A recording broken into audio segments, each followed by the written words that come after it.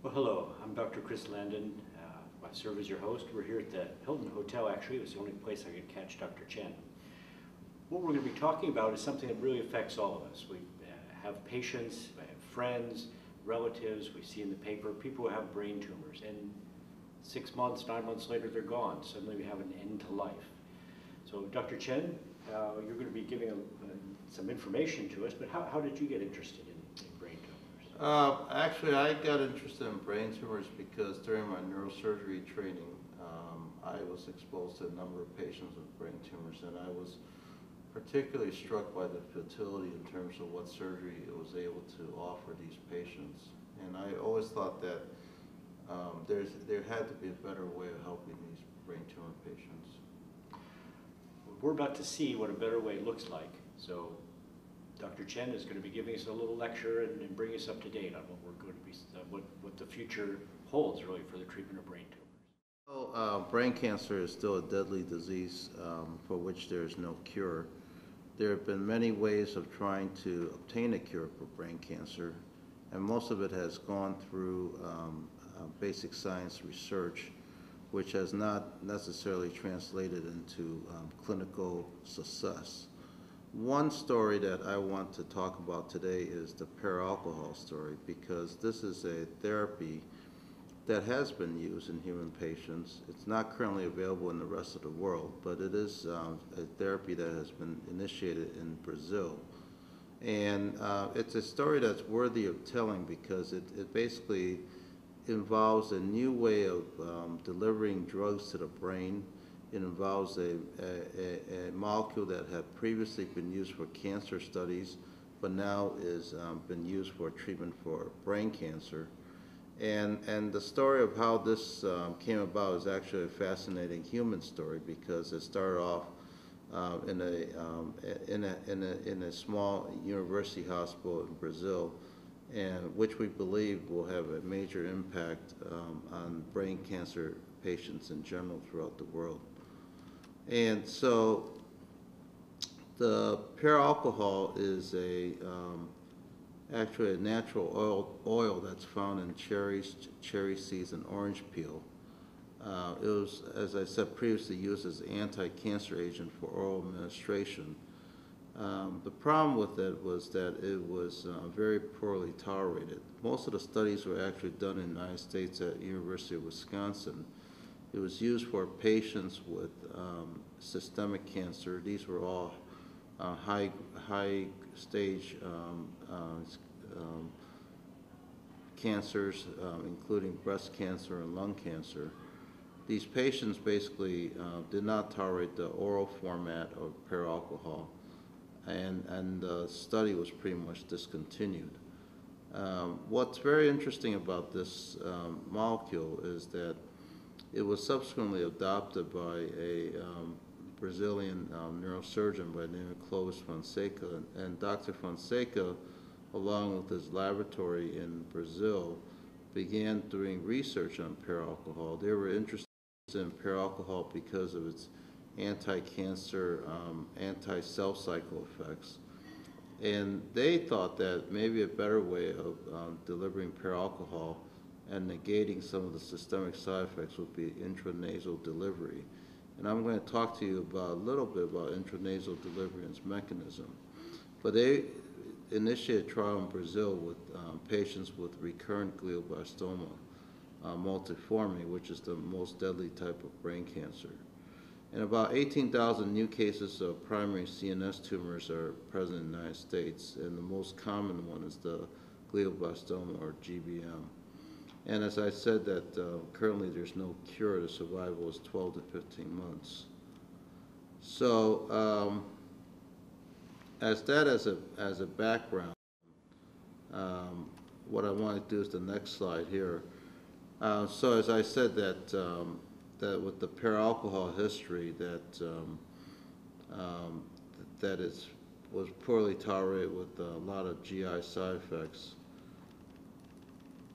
And the next slide shows you a picture of the intranasal route delivery. This is a new route of delivery. It's actually has been worked on by a number of people, particularly at University of Minnesota with Dr. Bill Frey, F-R-E-Y. And basically what the idea is that when we inhale a substance, the intranasal delivery route is thought to the delivery of a drug or substance via the olfactory and the trigeminal nerves, and the inhalation then goes up via these nerves directly to the brain itself. And this is a mechanism that has been well documented in animals. In human beings, I think that all of us have had experience with inhaling a substance and having that aroma hit right to us. It has also been used in some initial clinical studies in the human patients, especially with Alzheimer's patients with intranasal insulin. So this is something that is a new delivery route that has never really been explored before in a concerted fashion, but we believe will be the new generation for how drugs can be taken up into the brain.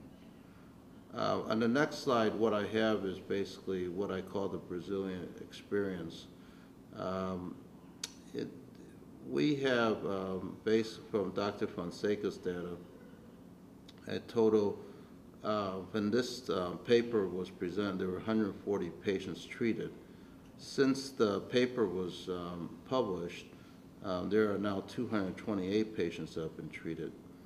And what he reported was that basically administration of pure alcohol,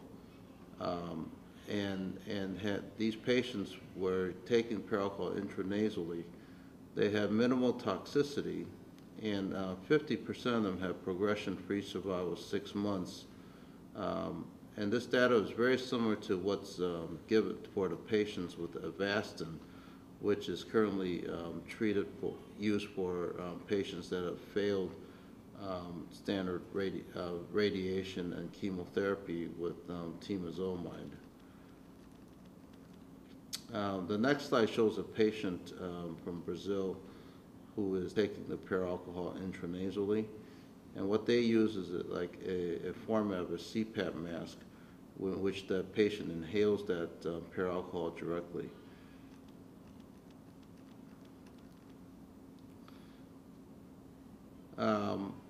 And so this study, next slide shows the patients and methods, but this study basically was performed in Brazil.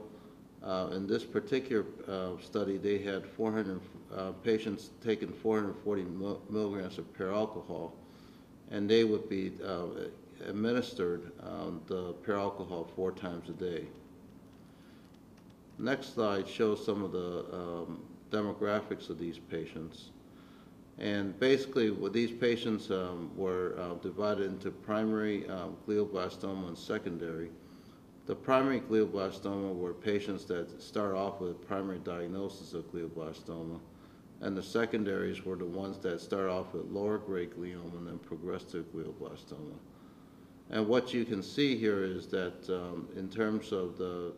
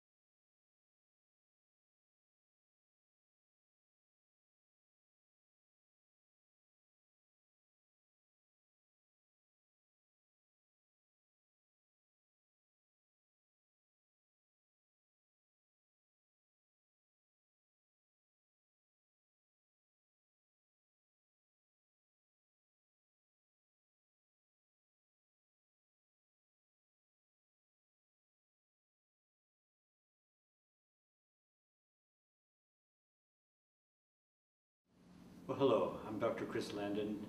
I serve as your host. We're here at the Hilton Hotel, actually. It was the only place I could catch Dr. Chen. What we're going to be talking about is something that really affects all of us. We have patients, we have friends, relatives, we see in the paper, people who have brain tumors, and 6 months, 9 months later, they're gone. Suddenly we have an end to life. So Dr. Chen, you're going to be giving some information to us, but how did you get interested in brain tumors? Actually, I got interested in brain tumors because during my neurosurgery training, I was exposed to a number of patients with brain tumors, and I was particularly struck by the fertility in terms of what surgery it was able to offer these patients. And I always thought that there had to be a better way of helping these brain tumor patients. We're about to see what a better way looks like. So Dr. Chen is going to be giving us a little lecture and bring us up to date on what we're going to be, what the future holds really for the treatment of brain tumors.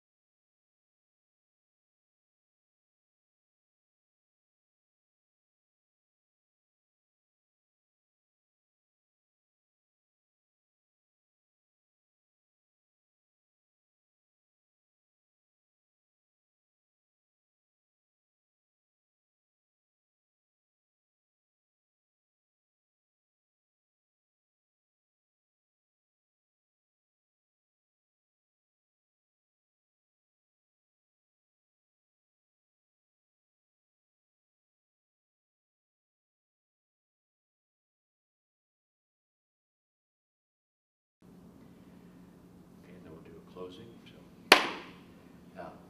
Dr. Chen, thank you so much. I think a number of the words in there, we're going to have to go back and get our degree in biology to understand completely, but your passion for this clearly shows through.